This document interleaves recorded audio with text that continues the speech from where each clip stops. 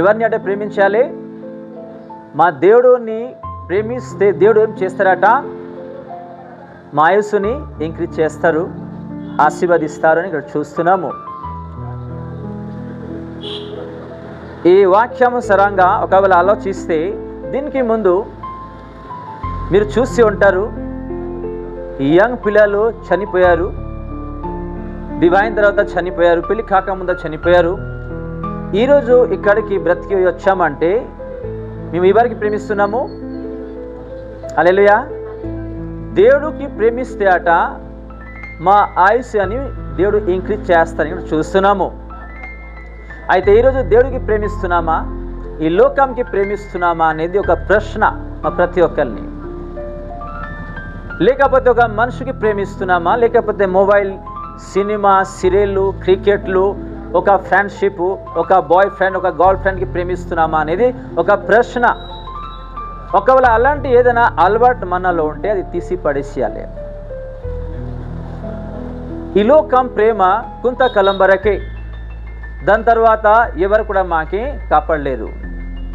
ఇక్కడ దేవుడు ఏమంటున్నాడంటే ఎవరైతే దేవుడికి ప్రేమిస్తున్నారు అలాగే ఆజ్ఞని పట్టి జీవిస్తారు, దేవుడు అట వాళ్ళకి బహుగా దీవించి ఆశీర్వదిస్తారు, అలాగే వాళ్ళ ఏజ్ని ఇంక్రీజ్ చేస్తారని ఇక్కడ చూస్తున్నాము. దీనికి ముందు కరోనా వచ్చింది, జనాలు చనిపోయారు. మేము ఈ భూమిలో ఎందుకు బ్రతికి ఉన్నామో దేవుడు ఒక ఆశీర్వాదము మనలో ఉన్నాయి కాబట్టి, మన కుటుంబంకి ఉన్నాయి కాబట్టి ఈరోజు బ్రతికి ఉన్నాము. ఇది మర్చిపోకుండా మేము జాగ్రత్తగా ఈ విషయం నోట్ చేసుకోవాలి. ప్రేమ అంటే లోకం ప్రేమ కాదు, ఒక మనిషి ప్రేమ కాదు, ఒక ఆస్తిపస్తి ప్రేమ కాదు, లేకపోతే మీరు ఏదైనా తీసుకోండి ఆ ప్రేమ కాదు. మన దేవుడు ప్రేమ మనలో ఉన్నాయా? ఎవరికి అయితే దేవుడు ప్రేమ ఉన్నాయి వాళ్ళు లోకం గురించి ఆలోచన చేయలేరు, ఏ మనిషి గురించి ఆలోచన చేయలేరు. వాళ్ళు కేవలం దేవుడు ప్రేమలోనే బ్రతుకుతూ ఉంటారు. ఆమెన్.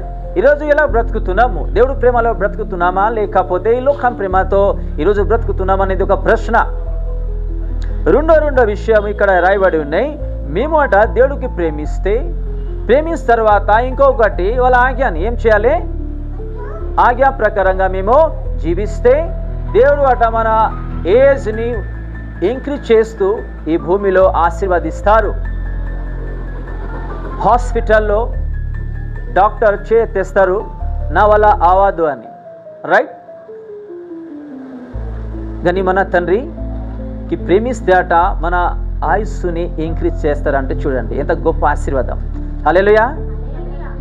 ఒకవేళ రోగాలు వచ్చినాయి అనుకోండి, యాక్సిడెంట్ కూడా జరిగింది అనుకోండి, ఏదైనా తీసుకోండి, దేవుడు వాక్యానుసారంగా మేము జీవిస్తే దేవుడు మన ఏజ్ని ఇంక్రీజ్ చేసి కాపాడతారు. ఆమెన్.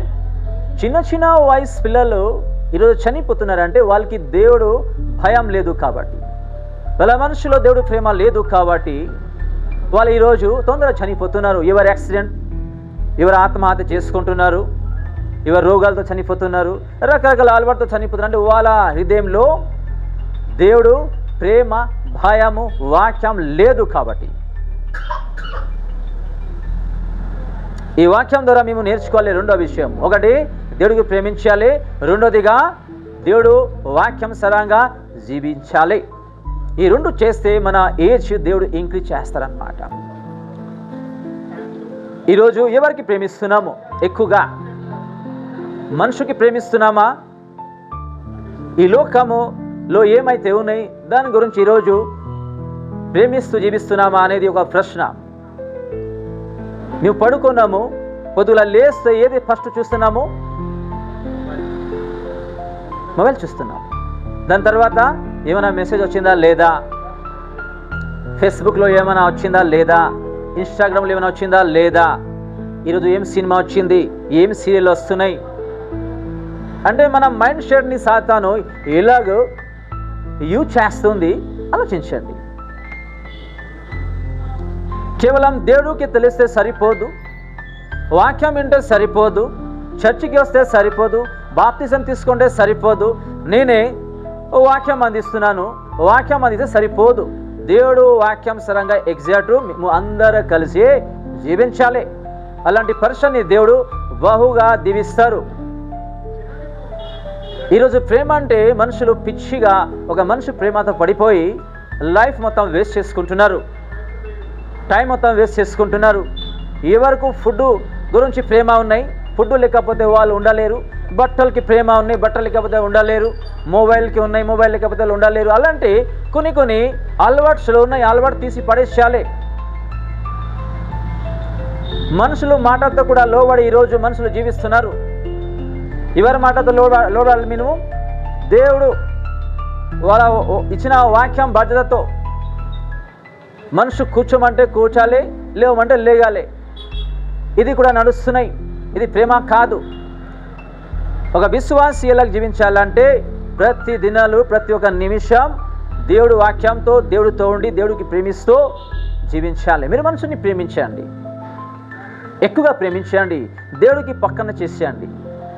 ఈరోజు లేకపోతే రేపు మీకు మోసం చేసి వెళ్ళిపోతారు. హల్లెలూయా. ఈరోజు లేకపోతే రేపు మీకు మోసం చేస్తారు. మనుషులు ప్రేమ ఇలాగ ఉన్నాయన్నమాట.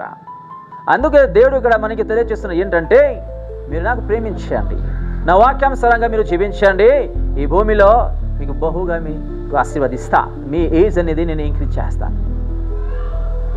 రెండోదిగా 11